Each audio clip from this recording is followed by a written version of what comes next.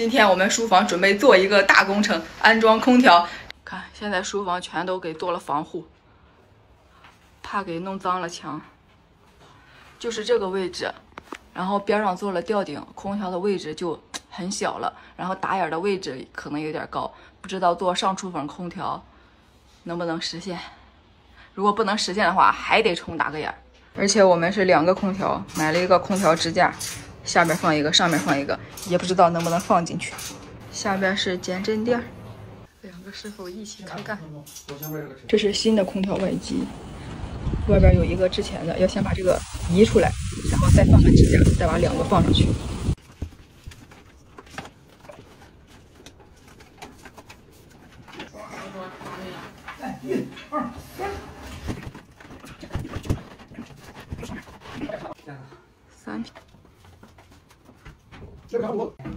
3平。 350的架子，一会儿要把空调安到这里边，把这个塞进去，然后这个放上边。他就往下挪，挪就这。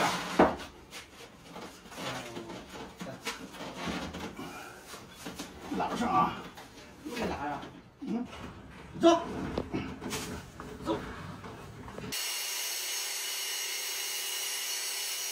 这个空调重新抽真空，挺麻烦呀。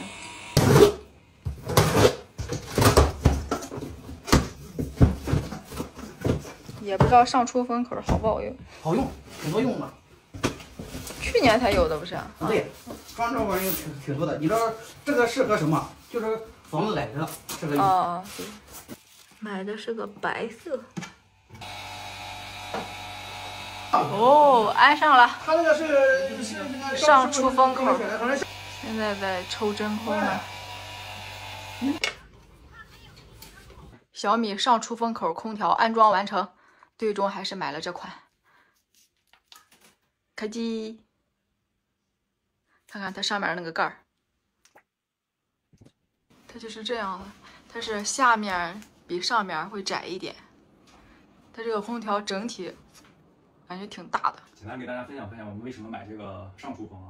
大家可以看到，我们在装修初期呢，没打算往这屋装空调，所以做了一个风管机的这个造型，然后用来走管道。装完以后呢，这天气实在太热，没办法，我们就想这屋再装一个吧。咱们现在正常的出风口在下面嘛，这种空调它上面这个地方，或者是和墙顶啊，或者是和你可以安装的位置，你必须留够15公分的间隙。这样的话，这个空调就会整体再往下走，这儿再空出一大块来。一个是它太低。 不好看，再一个的话，有可能什么时候可能容易碰个头什么的。小米出了一款上出风，我们就把它买回来了。买回来了，大家可以看，现在一个是它其实在夏天制冷的时候是有优势的，它这个风是往上送的，然后能冷气在下沉，这样的话肯定没有风感。还有一个特点是它可以下出风，我们看一下啊，可以盖翻一下是吧？哎，它可以盖翻过来，翻过来呢，这个是给冬天用的，冬天制热的时候可以把这个热风往下送。 所以我觉得，如果大家家里有这种对于贴顶有较大需求的话，这款空调还是个不错的选择。对，如果空调太低的话，确实影响美观。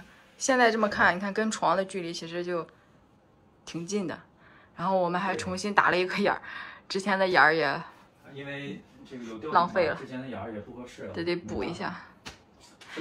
师傅还给我们把墙蹭了，把墙蹭了，还得等它返修。总的来说还是挺满意的，这个空调。